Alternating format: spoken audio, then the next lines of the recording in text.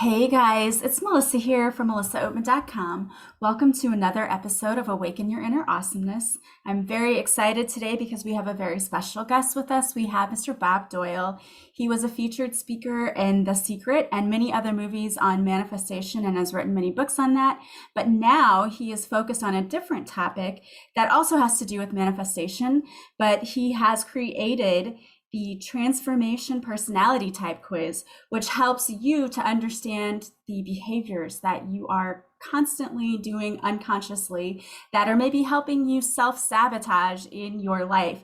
So today he's going to talk to us about how he uses neuroplasticity to help you change your life. And I cannot wait to get into this topic. So thank you so much today for joining us, Bob. It's my pleasure. Nice to be here. It's so nice to have you. And this is such an interesting topic because we were chatting a little bit before we started recording the show about manifesting and how it's just such a big umbrella, but a lot of people get caught up in things that kind of trip them up with manifestation. So you've created this quiz to help people understand that they need to change certain behaviors that they're not aware of, like when we go in robot mode and we keep doing the same thing over and over again, to help us with that. And Yes, absolutely. and I'm really excited to hear more about that. But before you tell us about the quiz that you've created, if you could just tell us a little bit about you, who you are, and how did you end up doing this work? Sure. Yes, it was not in the cards originally. That wasn't my goal. As growing up, I always wanted to be a broadcaster, be on the radio, and just be a goofball, do voiceovers. My dad was in broadcasting. I thought that just looks the coolest thing. And so for the first 7 years of my professional life, that's what I did.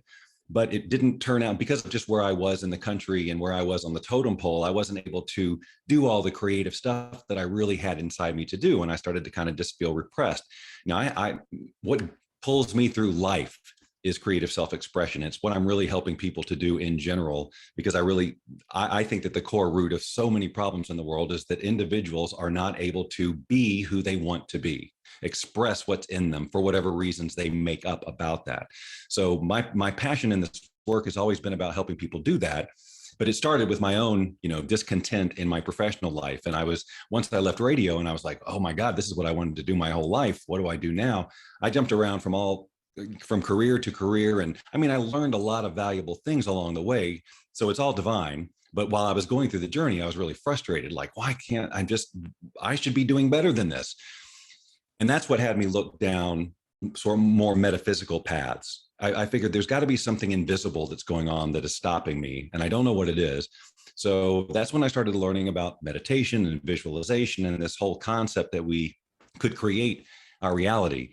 Now, that journey was long and there's lots of twists and turns, but it led me eventually to some material that basically explained what I later learned to be the law of attraction in a more scientific way, the quantum physics of the physics of our thought and the impact that our thoughts have on our experience of reality. Now, back then, I was not thinking about brain rewiring or our neural pathways or any of our programming. I was thinking, energy and all that cool invisible stuff that people associate with the law of attraction. And so when I first started getting results with the law of attraction, doing the typical things like vision boards and whatnot, I got excited and I started to just sort of, I wouldn't say teach it. I was more flowing the information out. I put together a little program called Wealth Beyond Reason that was 95% other people's work. I got permission, obviously. We created relationships, and then 5% of it was my take on it. But early on, and this is key to sort of the message here, early on, once I started doing that and realized that people were excited about this, I made a new decision about who I was going to be in this conversation. Rather than just a facilitator, I wanted to be the person who could actually make a difference. Like I wanted to make an impact on a different level. So I wanted to be the person who could effectively communicate these principles to as many willing, open minds as possible. When I made that decision, and it was a pretty significant decision. I didn't think about it that way back then, but that's when, if you will, like all the downloads started. My brain just opened up to new ideas, and this program turned into this monster of law of attraction information, interviews and seminars, and just tons of stuff that was just flowing through. And that I think is what got the attention of the producers of The Secret.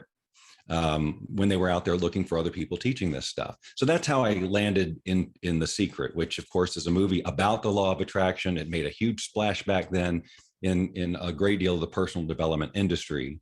And, it kind of opened the eyes of a lot of people to, many people hadn't heard of the law of attraction at all. Some people didn't even know that you could change your life. It was that much of an impact. So 20 years I've been teaching these principles, and I was fascinated with them and fascinated with the science. And my belief was that if I could give people the same aha moments I had about the science of it, like this is a real thing, not this woo-woo thing, this is a real thing, then they would have the same results as I did. But that's not necessarily the case. And of course, now I know it's because we're all wired differently. And just because I communicate something in a different way, in one way, doesn't mean everybody's going to get that.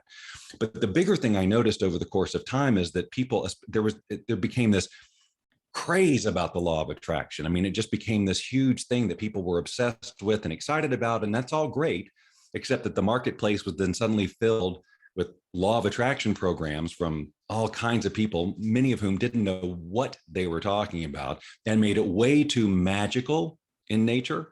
And so it just set people up for a lot of failure and disappointment. And if you look out there in the world, you can see it. People, I've been trying this, I've been trying that, and it's just not working. What's wrong with me? Why can't, all of that. So they turn it inward on themselves. And what I woke up to a few years ago is that none of that's important. We're not here to understand the law of attraction. We're here to create our lives. The law of attraction is a force that helps it to happen, but it only happens when we be that person that we need to become so that the attraction process can happen. So the universe, the rest of the universe, which we are a part of, by the way, it's not the universe and us. We're this physical extension of the universe.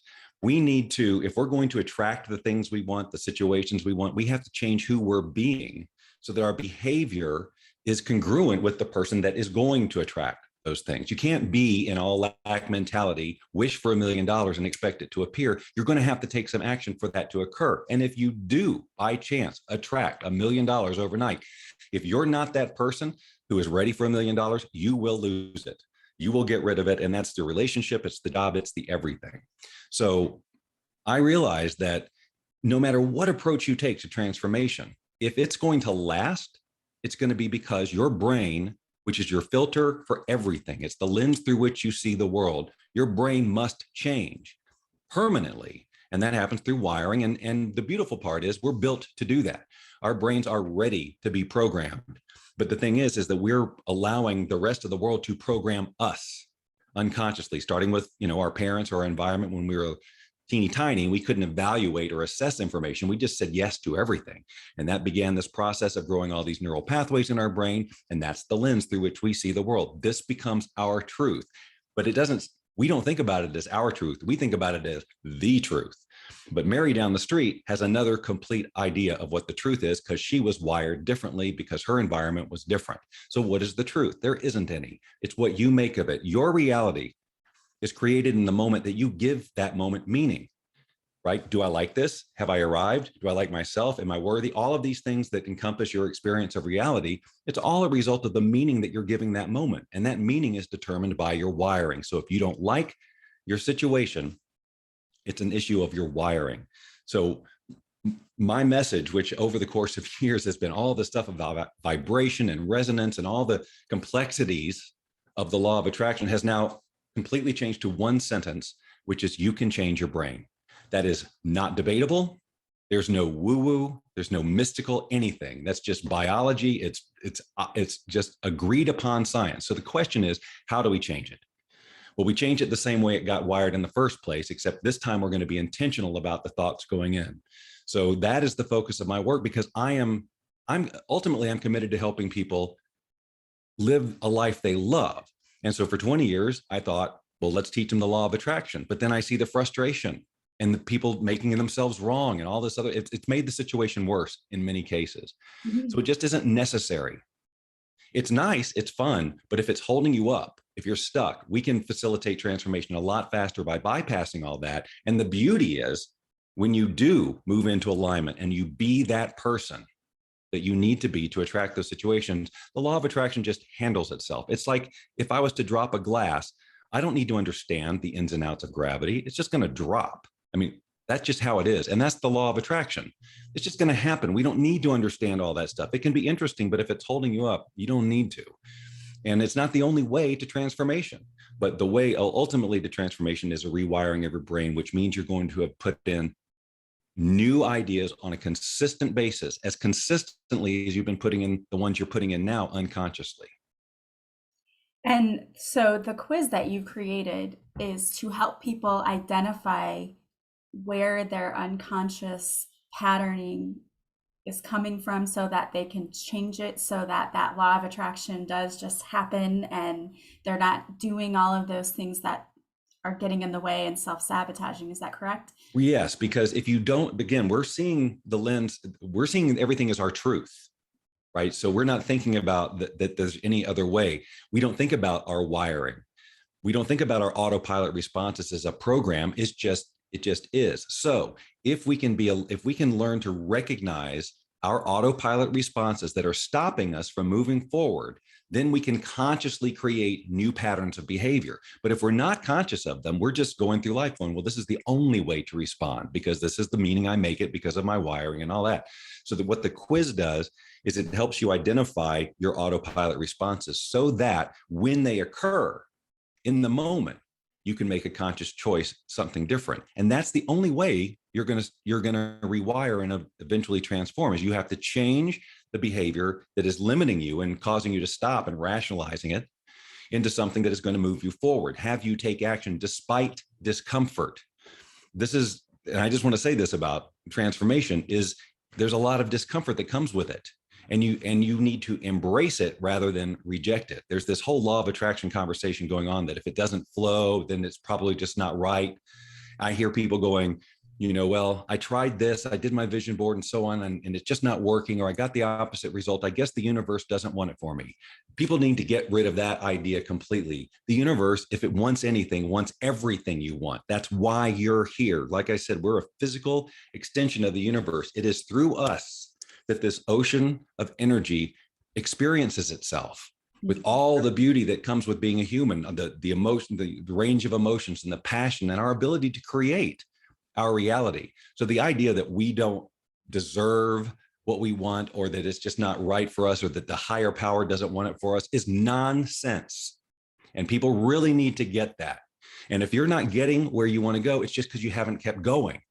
You have to keep going, and you can't have two conversations in your head like, oh, I feel it like it is now. And then you get out of your meditation and go right back to the old way, because that old way has been in place for years. There are neural pathways in your brain. This is biology.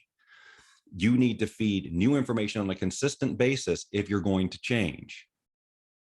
And so when you take the quiz, how is this set up for people so that they can identify the behaviors that aren't working for them? Yeah, the quiz is like 60 seconds. It's multiple choice, and it's real. I mean, it's free. It's just real simple to click through. But when they get their type, again, I really want to stress that there's nothing wrong with these types. And I also want to say that just because you are this type doesn't mean you're going to sabotage your results. But if you are finding yourself going in a circle or self-sabotaging or feeling like you're going backward, this is a place to look. Also, this about the quiz is you could easily test one day and be one type and test another day and be another type, just depending on where you are in the moment. And you get that value from knowing both of those behaviors. It's valuable to know the behaviors of all of these types because we probably all have a little bit of all of them. Mm-hmm. But generally we have a predominant one, and then we have these others. But again, just taking the quiz and saying, oh, okay, I'm this type, and then we tell you this is the behavior, this is probably happening. Then you see it and you go, yes, that's me, all right. And then the next time you have that behavior, you get to you get to take responsibility for it, because now you say, oh, there it is. I took this quiz. I know that I'm this type. This is the behavior that generally stops me. What would I like to do more? And so, if you don't mind me asking, what are the different types? Sure. So there's 4 main types that I've categorized. And by the way, this is based on my personal experience coaching people, literally hundreds, thousands of people over 20 years on this, where I got these types. So the number one type that people test for generally is the seeker. which should be pretty self-explanatory. This is a person who really loves the idea of personal development. They're really out to make their lives better. And they're so excited about it, in fact, that they try everything that comes their way. They try this program, this seminar, this book, all of it. They're filling their ideas with in their head with a bunch of sometimes different ideas. So it's no wonder that results are chaotic and sporadic. If they keep jumping around from one program to another, different philosophies to another, then clearly the brain doesn't have a chance to grow anything that's going to stick. And so they just keep stopping themselves from their progress and wondering why. Well, I'm so committed. Why is this happening? Well, it's very logical. It's biological. You're jumping around, you're sending mixed signals, you're going to get mixed results. So that's the seeker. That makes total sense. And I know a lot of people who do that. So yeah. And again, they're very well meaning. That's what I really want people to know, that, they're out to improve their lives. And it's just, if we can just shine a light on that one behavior, and they can choose to, I'm going to stick with this one. That's really what they need to do. So that's the seeker. The next one is, and these are in no particular order. The seeker is the highest one, though. I mean, most people test for that. But then another one is the skeptic. And that's what I would have tested for 20 years ago. It's like, I want to believe this, but show me the science. Mm-hmm. You're telling me I can create my reality, but come on, because I grew up as the son of a school teacher and logic ruled. And so it was difficult for me to take this leap of faith. And a lot of people are like that. A lot of people won't even listen to a conversation about the law of attraction because they're so skeptical about it, which is another reason I've moved my attention away from it. So I can still help people who you don't need to believe in any of that stuff if you don't want to. So the skeptic's problem in this context is that they generally look at opportunities for growth or anything through a question of, why won't this work? Why won't this work for me? And you're going to get answers to the questions you ask. So if you ask, why won't this work for me? You're going to get all kinds of reasons why it won't. And then you justify not taking the action. So you get to be right. A skeptic loves to be right. They don't want to look foolish, and they want to use their intellect, right? I'm not going to be duped by this thing. But then they say no to everything, and they never get a chance to grow. So what we invite the skeptic to do is to ask a different question, which it shouldn't step on the core that they need. It is, how could this work for me? That's still an analytical question. It still uses the intellect, but this one's full of possibility. Yeah, I like that, because you just shifted one little word and then it changed it from something's not going to happen to, but it could, because there's all of these reasons why it can happen for you. That's right. And those are the types of questions you should be asking all the time. How can this work for me? Because again, you need to ask questions in the positive in your life. Instead of, why does this always happen to me? You ask questions like, why is this so easy for me? Now, even though that feels unnatural, because maybe right now things aren't easy for you, but it feels unnatural because of your wiring. And when you start to bring in new ideas consistently, at first you're going to reject them. And that is natural. And I want everybody to understand that is natural. Of course, you're going to reject it at first, because everything about your wiring tells you that this is not true. Like, I'm not worthy. I'm not this. I'm not able to do that, because look at all this experience I have. But you only have that because you perpetuated that conversation over and over, and your wiring moves you into action, which gets those results. When you ask different questions, you start to get different answers, and you can take different action, which creates different wiring. And then eventually that becomes your new autopilot response. We're all manifesting effortlessly all the time, just not necessarily the things we want. Yeah. So we just need to become the person that manifests the thing they want. And that is a process of wiring. So that's the skeptic. The next one is the wizard. And the wizard is prone to, and I would have tested, if I could have done split, I would have been skeptic / wizard, which really seem opposite, because the wizard is the person who really loves the idea of the magic of it all, right? The energy and the invisible stuff. And I'm just going to move into resonance and it's just going to come. They're into ritual. They're into all of those things, none of which are bad, unless you don't move into action as a result, like waiting for everything to come to you magically. And in The Secret, you saw it recently, there's the genie in a lamp. So I get why people get this magical thinking idea. And there's the kid, he draws a bike, and then boom, there's a bike. This has caused problems, right? This has caused problems because that's not how things normally work. But the wizard can still be the wizard and have the rituals and such, but they still need to, so they need to be visualizing who they need to be. And then they are going to attract these things. They are going to attract them. They just don't need to be specific with how it looks, when it shows up, because they're coming from their human mind and all of their old past. The universe is infinitely more intelligent than we are. We just need to be, we need to be clear on who we want to be, much more clear than what we want. Because a lot of times when people get started with this work, what they want is coming from what they're missing in their lives. They're in a place of lack. And so they're looking to manifest things to solve a problem. It's a weakened energy. The person who is successful, the successful version of you, the one who has all of this stuff, isn't thinking like that. There's a confidence, there's a boldness, that through which they go through life.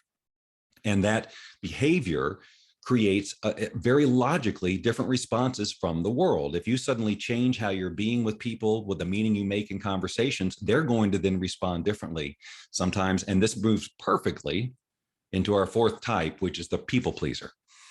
The people pleaser, this is the toughest one emotionally, because, when we take on, we've got a big goal, we've been inspired, we saw The Secret, we read a book, whatever it is, and we decide we're going to be this new person. We start to take new action or declare that to our friends and family that we're going to be this. There is no guarantee that they're going to be on board with this. And many times they're not. The people in your life are there for a reason. You're in alignment with them. Your behavior is similar to them, or, maybe you were born into the family. But the point is, a people pleaser can be very excited and committed up until they start getting negative feedback from somebody else in one way or another. It could be a look on their face. It could be an outright, who are you to do this? It could be all of that. But basically, these people are uncomfortable with you going forward. And what the people pleaser does is they stop their progress so that everybody's comfortable. But the thing is, nobody's comfortable. They are not comfortable, or they wouldn't be telling you what you can't do with your life. And of course, if you give up on your dream because of them, you're basically committing spiritual suicide. You're here to do something. You got a passion within you. That's why you're here to do it.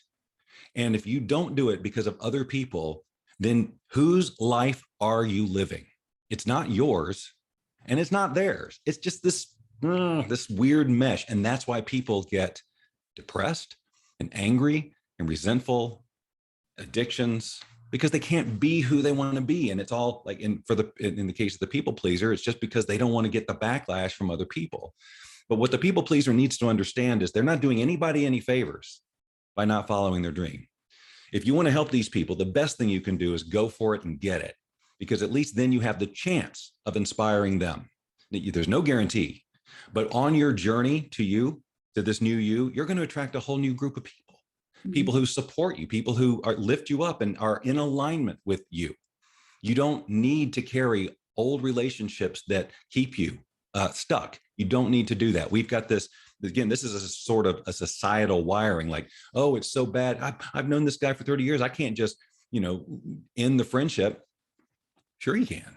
If every time you get with this person, they bring you down, it's a negative experience, and you feel terrible afterward, I don't care how long you've known them. I don't care if you're related to them. It's not serving you.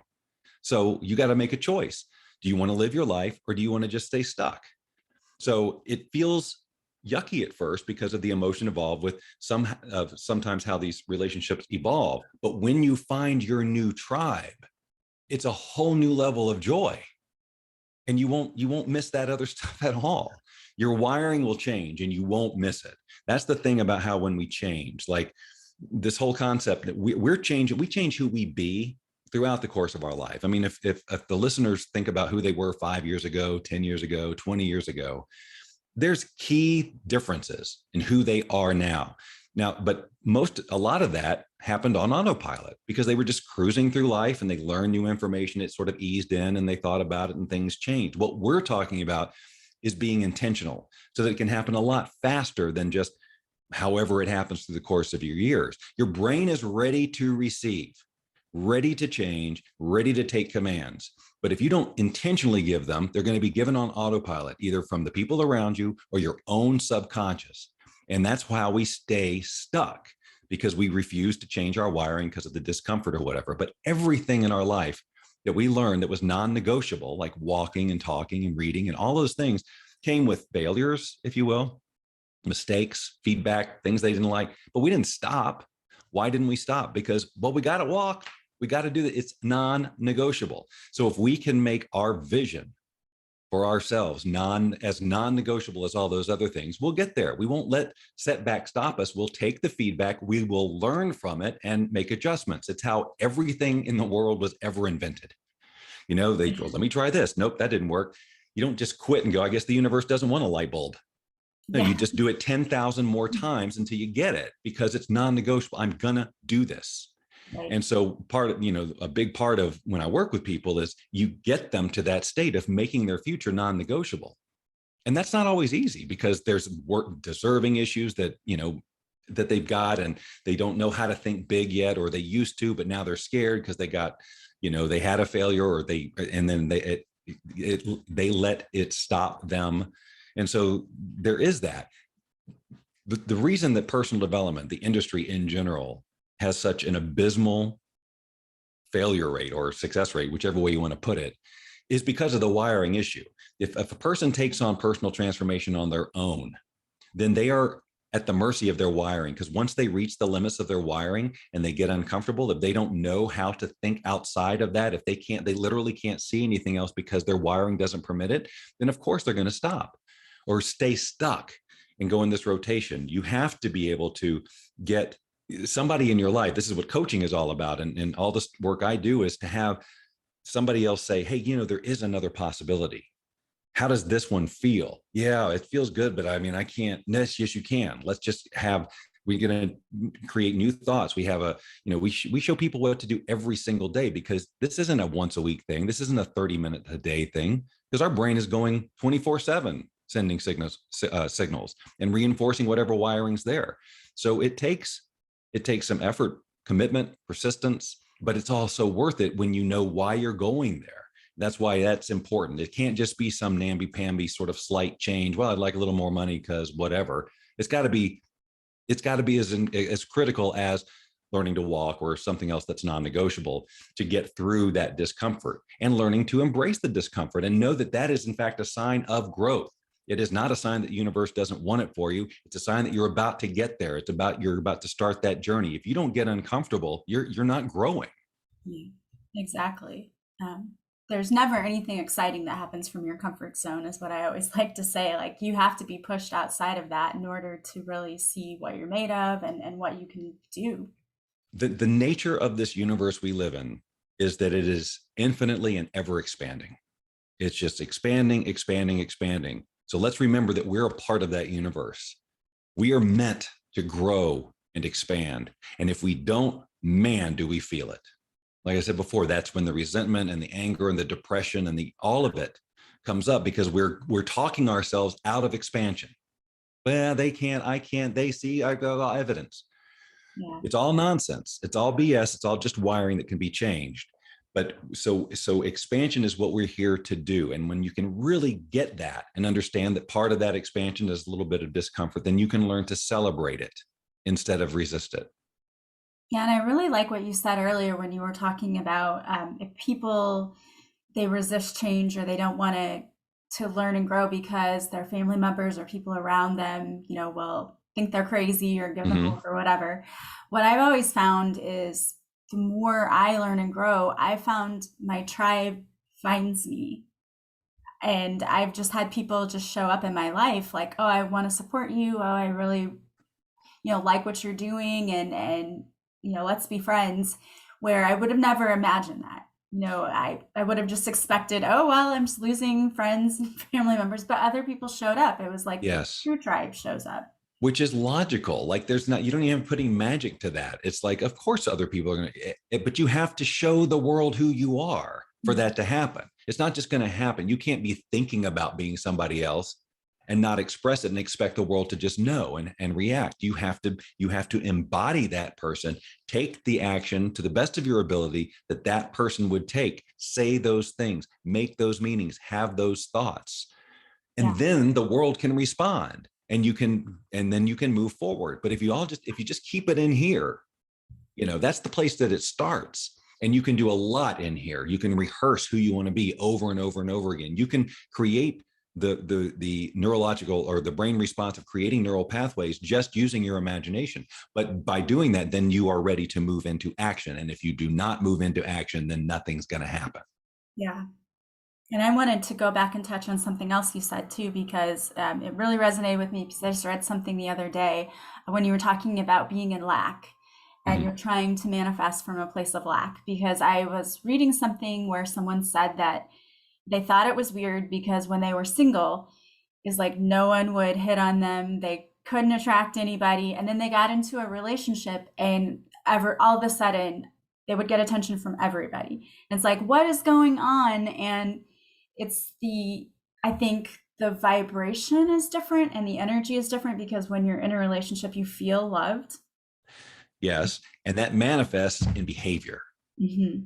It manifests in an outer way. It's not all just this invisible magic stuff. Now, like that's a very common example. But when you get into a relationship, then you are now a person who is in a relationship. There's a certain amount of confidence that you exude.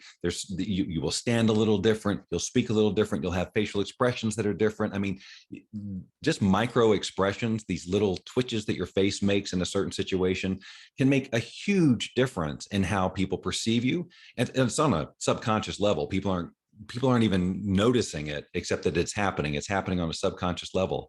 And so if your situation changes where, hey, look, somebody chose me, I am choosable, I am lovable, then you change who you're being in the world and you become more attractive. It's logical. It's not magical. I love that. So now if somebody takes this quiz and they figure out like, okay, I'm a wizard and I'm always just hoping magical things will happen. How do you work with people then to help them? Do you offer coaching with them to help them try to figure out how to change their thought patterns? I absolutely do like one-on-one coaching and things like that. But the main way I do it, if a person takes a quiz, they're going to learn about our Boundless Living Challenge, which is how I help people. It is the way, it's the system I use, the program, if you will, that people come into with all the, it's daily, here's what to do.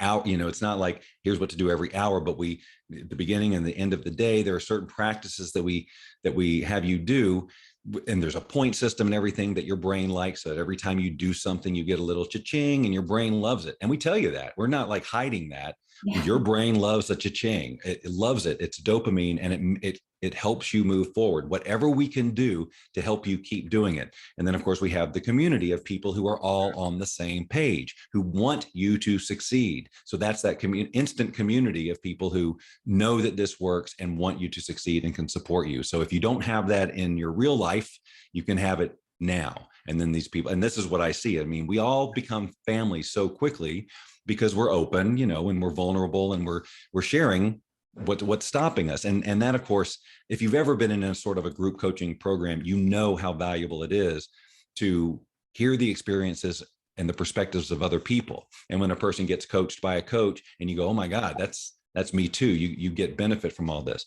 Plus we have all the tools, like you've probably heard of, release techniques like EFT or, Mhm. other things that help you deal with these emotional upheavals that will happen as you go.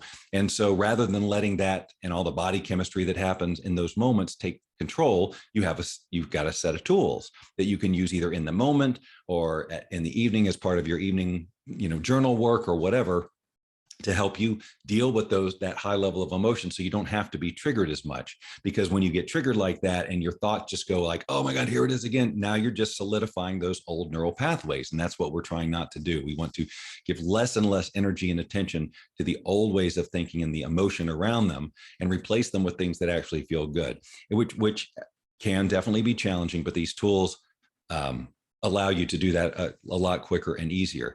And because the program starts at like 45 days, which is, you hear all kinds of things about how long it takes to create a new habit or for neural pathways to grow, but 45 days is sort of an average of stuff that I see out there. But I can see people make behavioral changes in the very first day of the program. And it's not because it's magic, it's because it's just about now they can see their autopilot behavior and make another choice. And Mhm. the first time they make a new choice, the transformation has begun.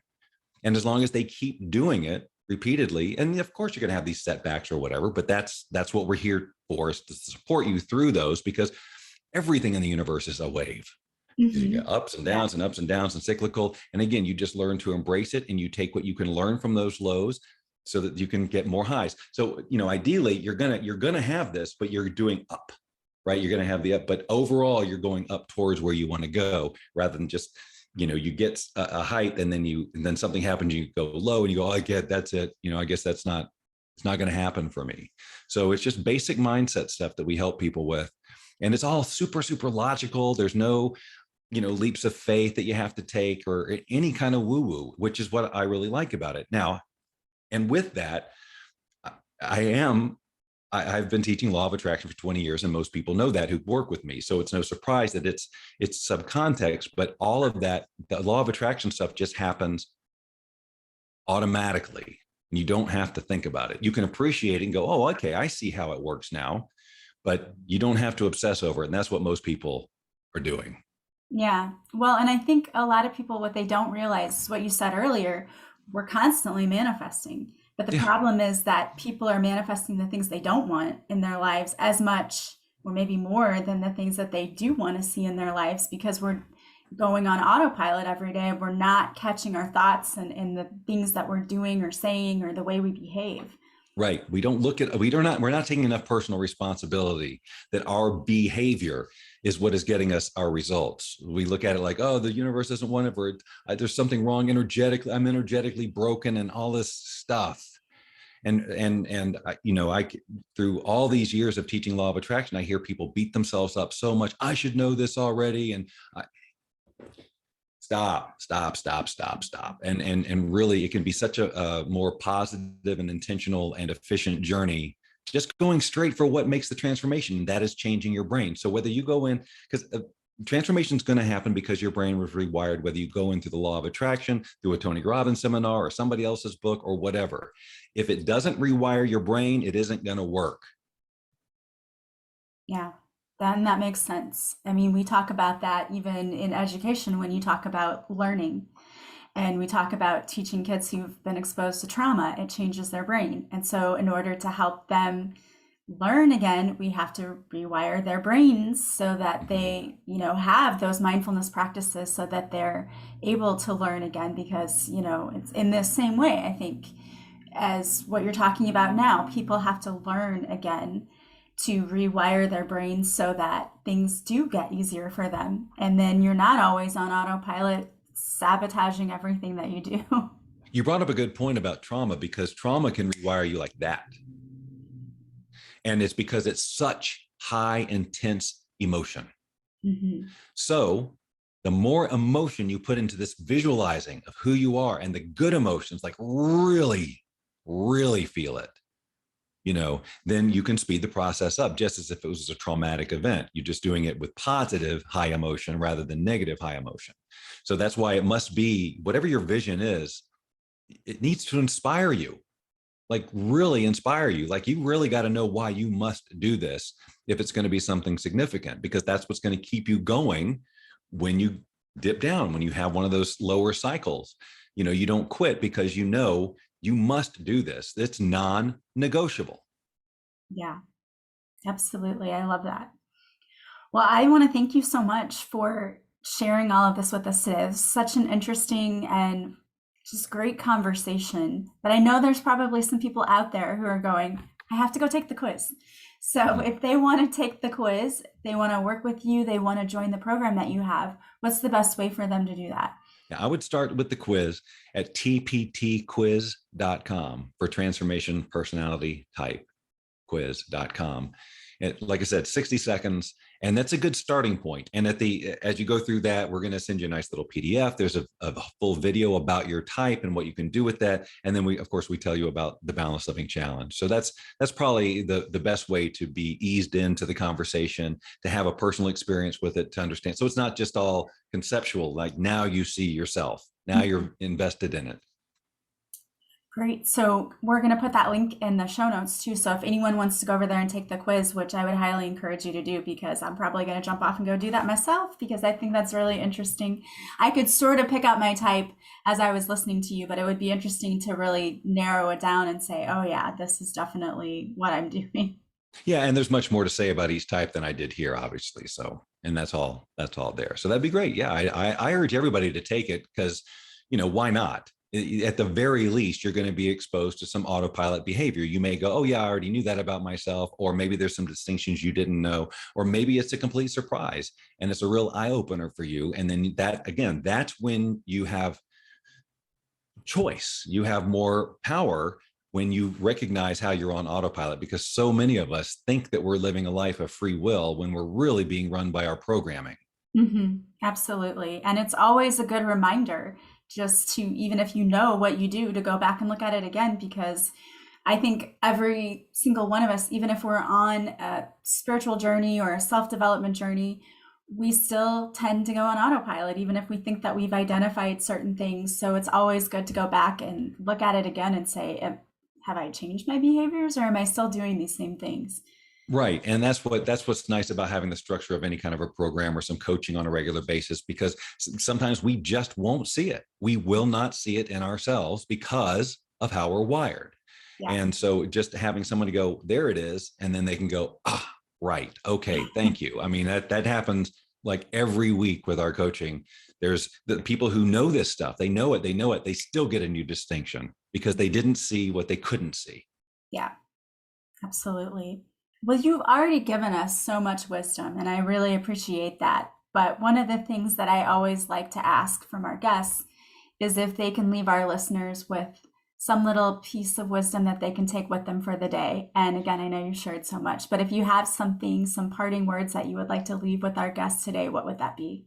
Well, I think it's just more of a reiteration of the main concept here. If you are a human being listening to this, it means you have a brain, and that brain is ready to change. You're learning new things all the time. So you're constantly in a state of change and growth. So I'm inviting people to decide, to make a decision on how they'd like to grow in a positive way. And if they can even on the most basic level understand that it is possible to change their brain so that they can change their behavior and get different results, then isn't it worth learning how you're on autopilot right now? And start getting clear right now on who you might want to be. What is the more ideal version of you, rather than what is the stuff you want? Let you determine who you are first, and then what does that person want? That's a much more productive way to come up with the things you want to manifest. Beautiful, perfect advice. Thank you so much for being here with us today. It was such a great and informative conversation. And again, I can't wait to go take the quiz. Thank you so much. Thank you, Melissa. And I want to thank all of you for being here with us today as well. As always, if you like this podcast, please subscribe. Please leave a positive review from wherever you're listening. And the greatest compliment you can pay me is to recommend this podcast to others. I hope that you guys are having a beautiful day from wherever you're listening. As always, I'm sending you so much love and light, and I will talk to you soon. Bye, guys.